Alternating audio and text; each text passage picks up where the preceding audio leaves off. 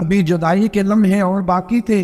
حضرت سلمان فارسی رضی اللہ تعالیٰ عنہ فرماتے مدینے کے قریب لے جا کے ام القریٰ ایک بستی تھی، انہوں نے میرے ساتھ دھوکہ کیا، جو لے جانے والے تھے وہ یہودی تھے، انہیں مجھے وہاں جا کے بیچ دیا۔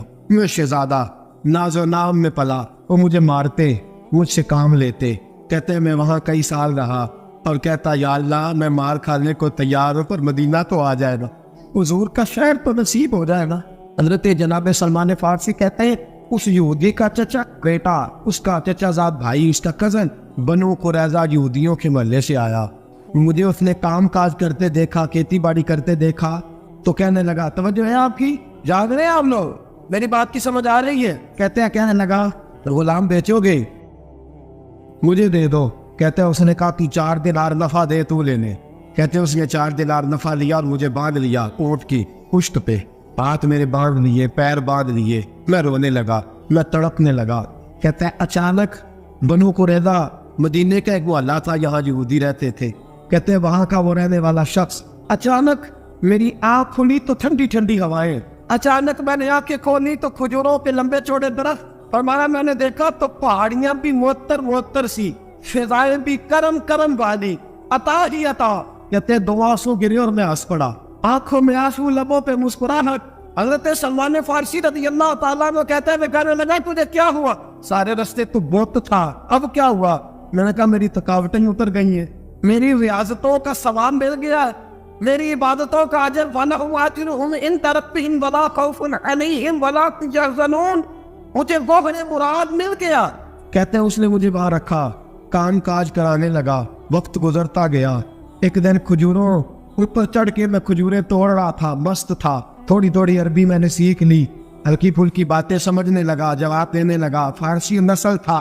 کہتے ہیں میں کھجوریں توڑ رہا تھا، میرے مالک کا بھائی دوڑا دوڑا آیا، تو جو ہے آپ کی آیا، آگے کہنے لگا بھائی پتہ تجھے کیا ہوا؟ پتہ؟ کہتے میں نے کوئی توجہ نہیں دی، یہ روز ایسی باتیں، پتہ تازہ خبر کیا ہے؟ کیا ہوا؟ کہنے لگے وہ جس نے دعویٰ کیا تھا نا نبوت کا وہ مدینے آ گیا، وہ جنہوں نے دعویٰ کیا تھا نا نبوت کا وہ مدینے آ گئے ہیں۔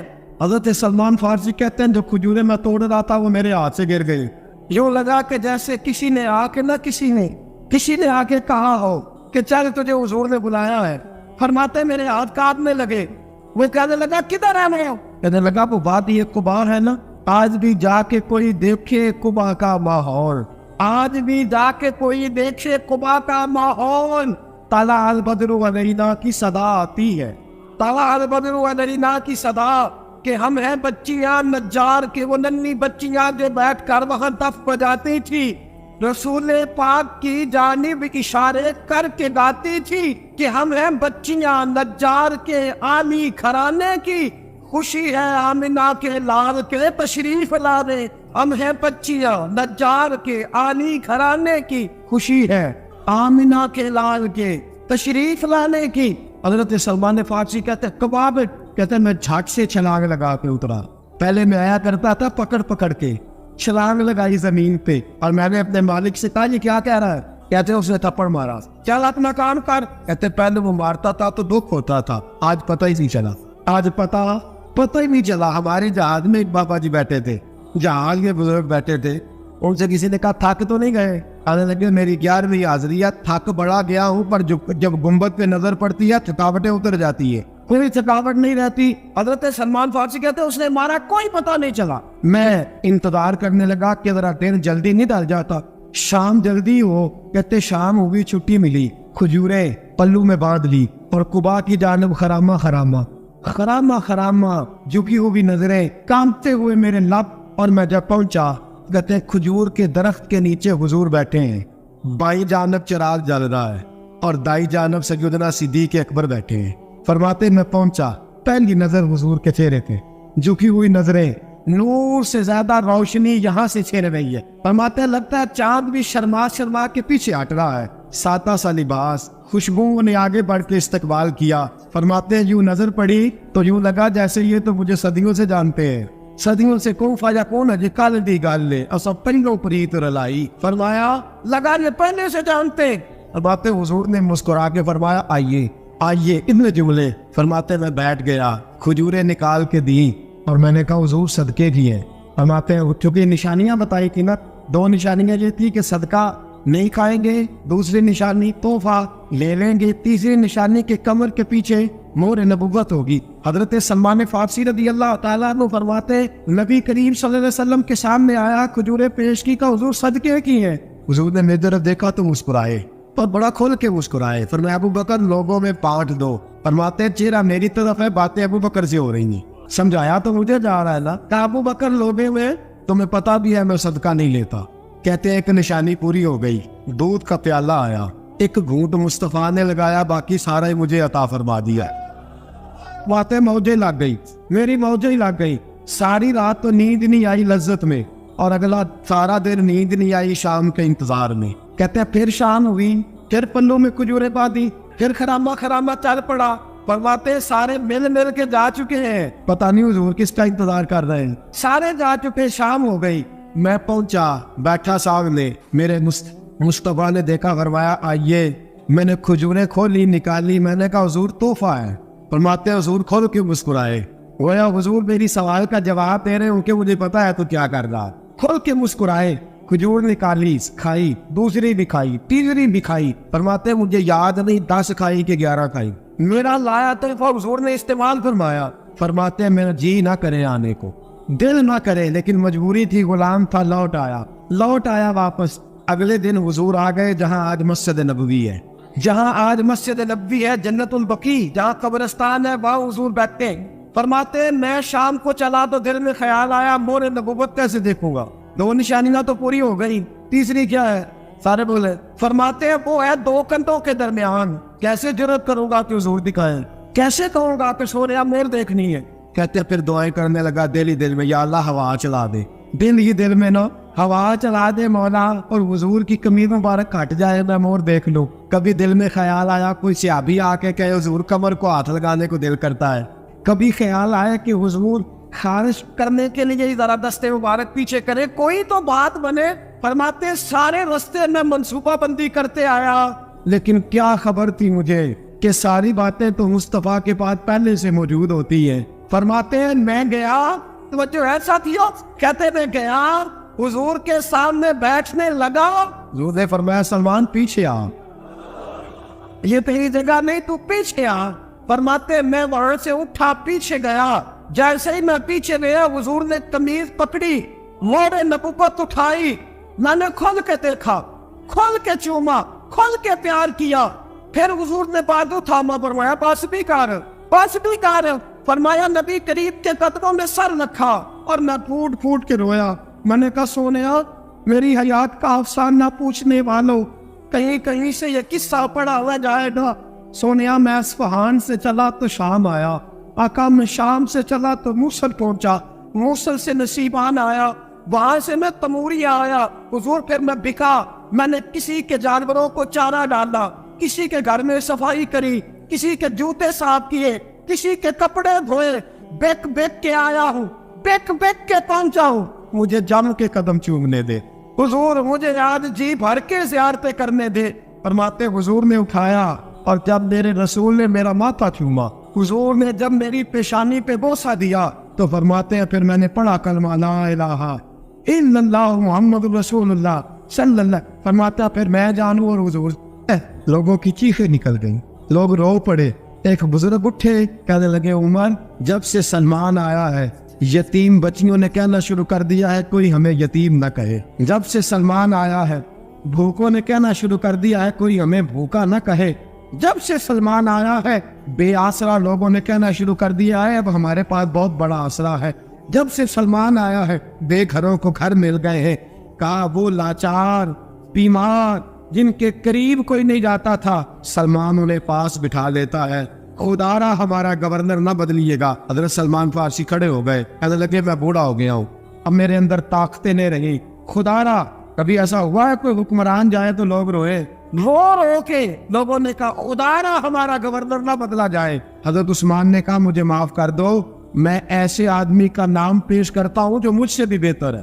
کون؟ کہا میں حضرت سعد بن ابی وقاص کا نام گورنر کے لیے پیش کرتا ہوں. حضرت اب وہ لوگ پتہ کیا کہنے لگے، مدائن کے کہنے لگے جی بالکل ٹھیک ہے، ہمیں وہ گورنر منظور ہے، پر ہماری ایک شرط ہے، ہم ان کی گورنری تب قبول کریں گے جب آپ مستقل رہائش مدائن میں رکھیں گے، ہم آپ کو یہاں رہنے نہیں دیں گے، آپ کو وہیں رہنا پڑے گا۔ اتنی محبتیں، اتنا پیار۔ حضرت سلمان نے کہا نہیں، میں تو آخری وقت مصطفیٰ کے مدینے میں گزاروں گا، میں تو حضور کے شہر مقدس میں اپنا وقت گزاروں گا، میں نہیں جاؤں گا۔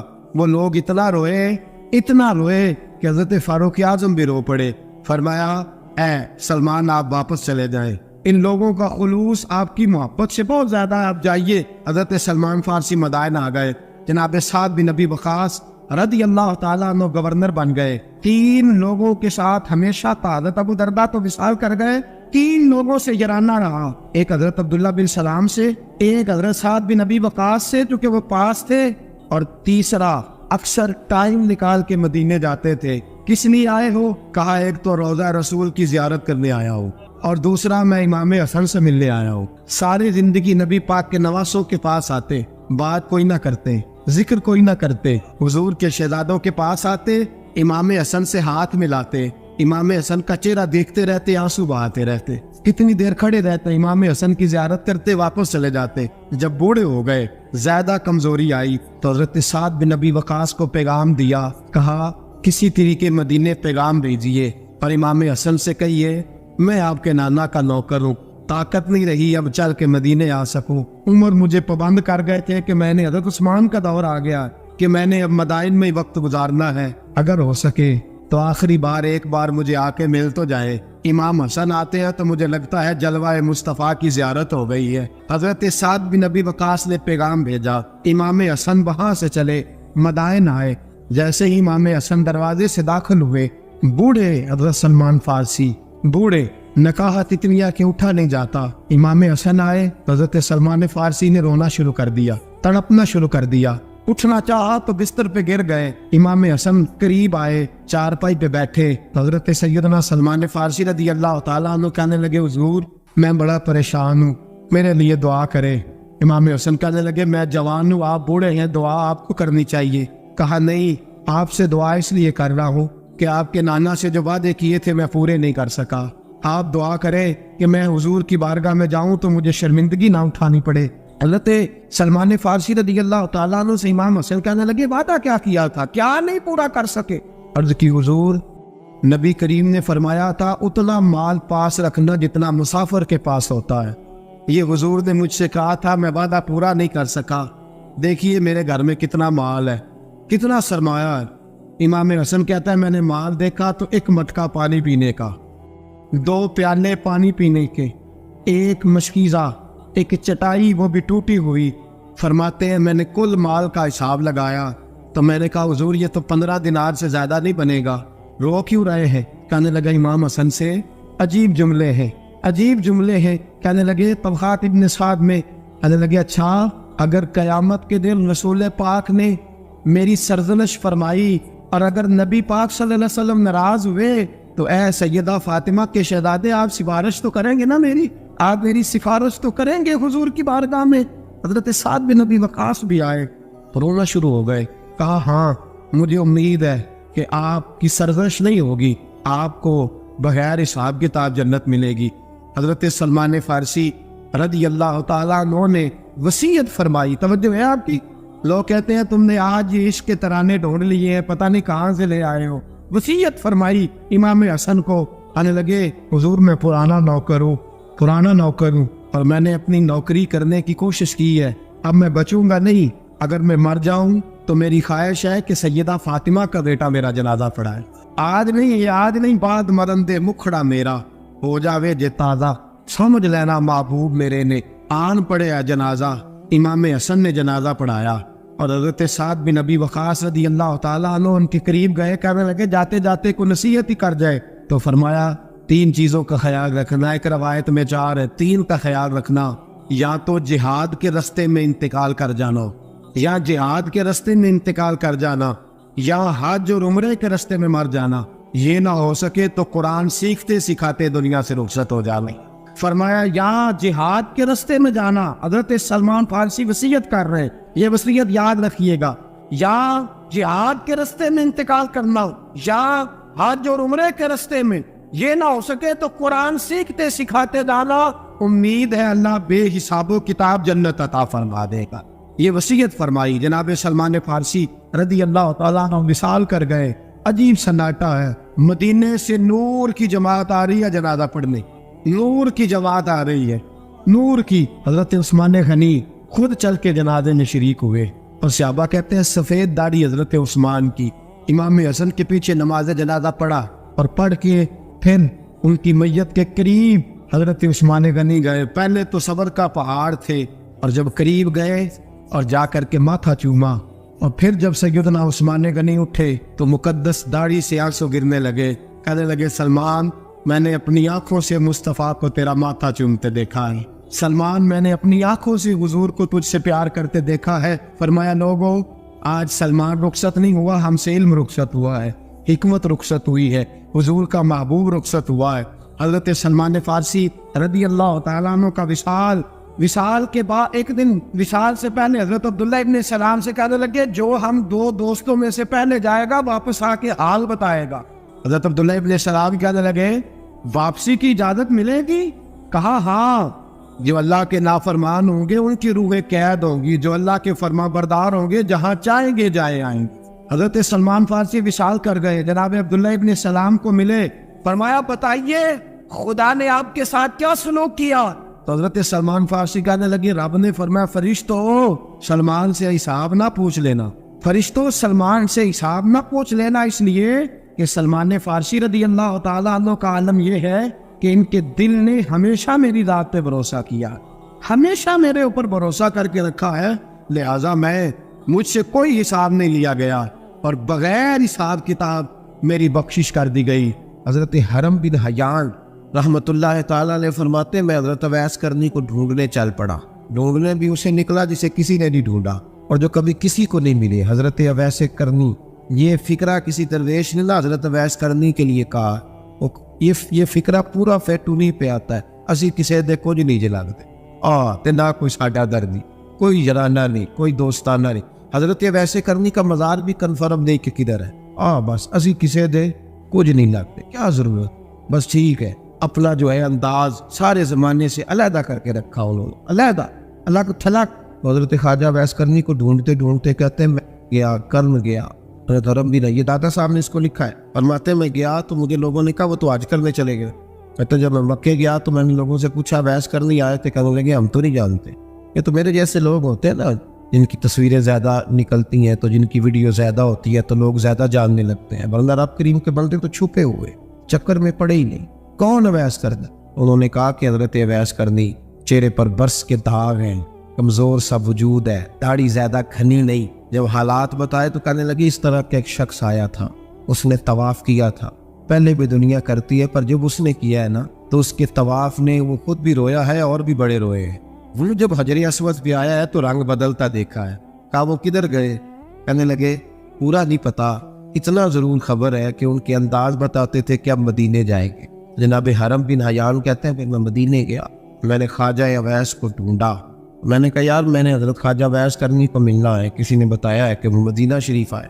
तो लोग कहने लगे हम नहीं जानते वो कौन है। लेकिन ना दुनिया जान गई, दुनिया में बड़ा कुछ हो गया, बाई नेम लोग जानने लगे, होटलों पे पहचानने लगे, सड़कों पे पहचानने लगे। लेकिन बात तो ये है कि जिनको पहचानना चाहिए अगर वो पहचान लें फिर तो बड़ी बात है, फिर तो बड़ी बात है। लेकिन अगर वहाँ ही पहचान ना हो सके तो फिर तो मामला बड़ा अलग सा है ना।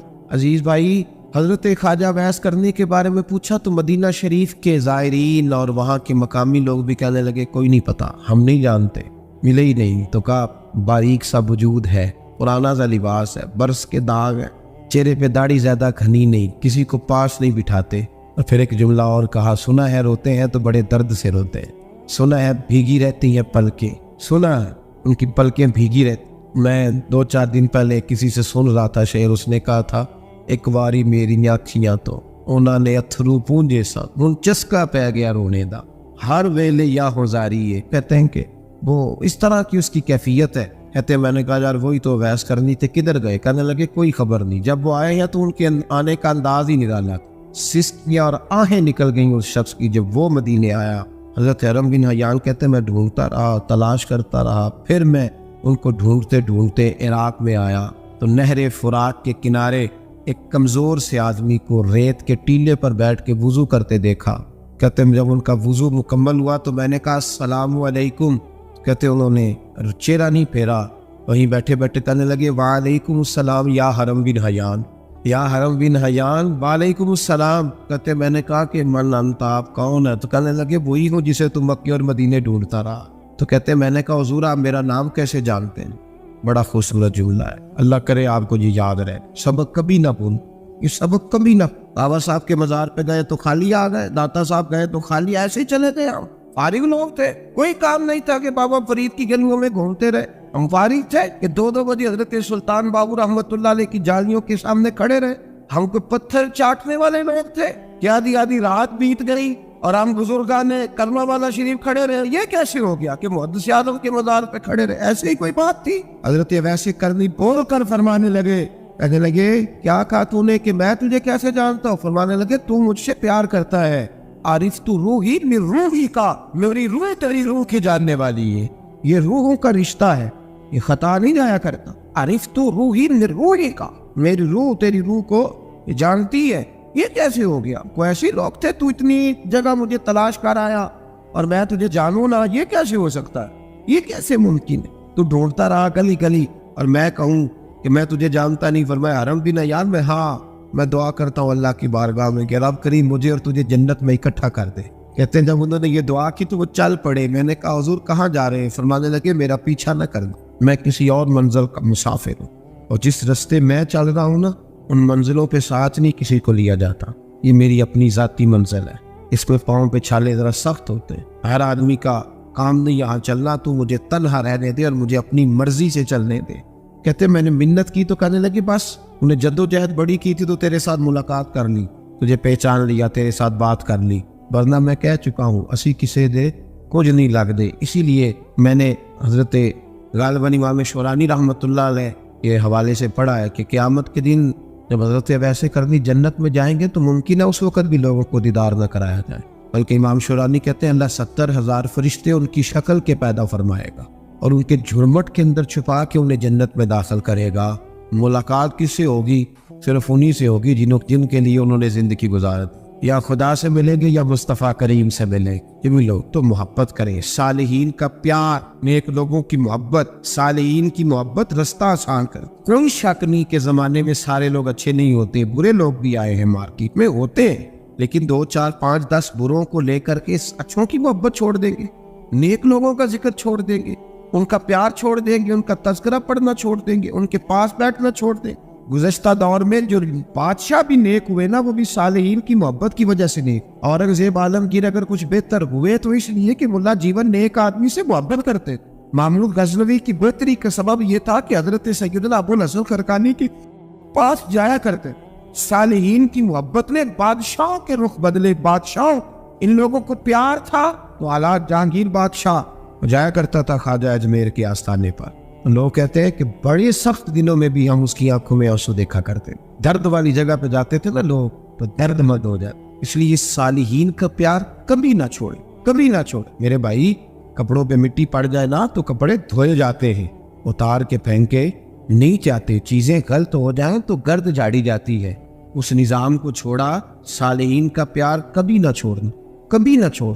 رب کریم کے بندوں کی محبت اللہ تبارک و تعالیٰ کے قریب کرے گی آپ کو، اللہ کے بندوں کی محبت آپ کے اندر جلوے پیدا کر، اور اگر آپ ان کو پڑھیں گے۔ میں جب پاک پتن شریف جاتا ہوں یا کسی مزار پر میں کھڑا ہوتا ہوں تو وہ جو حالات پڑے ہوتے ہیں ان بزرگوں کے وہ سامنے آتے ہیں کہ یہاں خواجہ نظام الدین محبوب الہی تشریف لائے۔ لیکن اگر کوئی بندہ سوچے تو ہو سکتا ہے کہ اس کا کلیجہ پھٹنے کو آئے جب خواجہ نظام الدین صاحب کہتے ہیں کہ جو